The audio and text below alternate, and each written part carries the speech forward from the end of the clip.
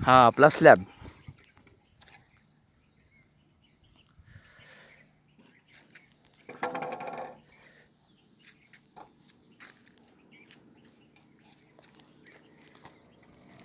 हे आमचे मित्र संभाजी भोसले मुद्दाम आले पाहणी करायला, काम व्यवस्थित चाललं का नाही.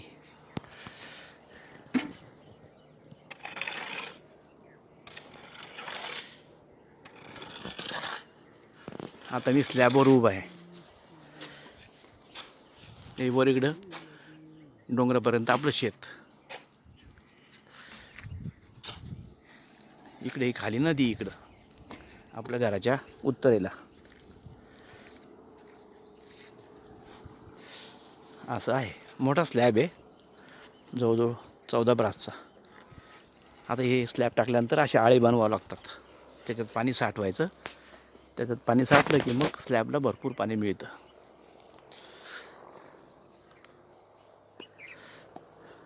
स्वामीनाथ, काल स्लॅब टाकला, पाणी नाही अजून तर काही एवढं काही फरक पडत नाही यार. हां हां, तो तिथं कॅमेरा बसवलेला आहे झाडावर, आपल्या याच्यावर खांब्यावर.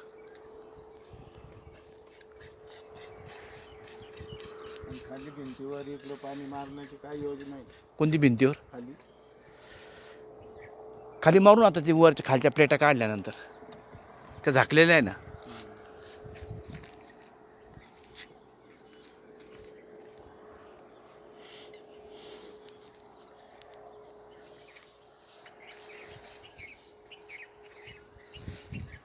आता ही इकडं खडी उरलेली आहे आपली.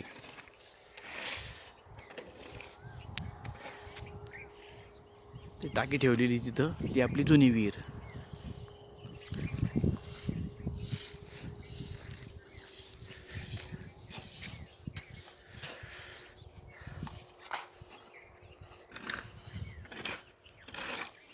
मी उभा इथं आणि पलीकडे 2 बेडरूम, हा हॉल इथं, ते तिकडं किचन.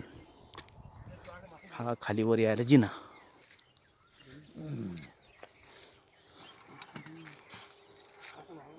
हा जिना, हा वर यायचा जिना, हा खाली जाणारा जिना.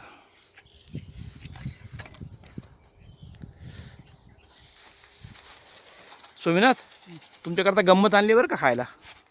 हा,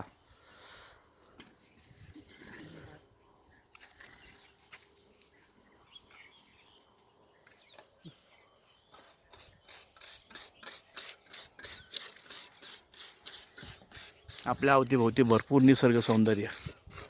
हे आपल्या आंब्याची झाडं, हे एक दुसरं झाड गोटीचं, याला गोटी म्हणता, साखर गोटी, खूप गोड.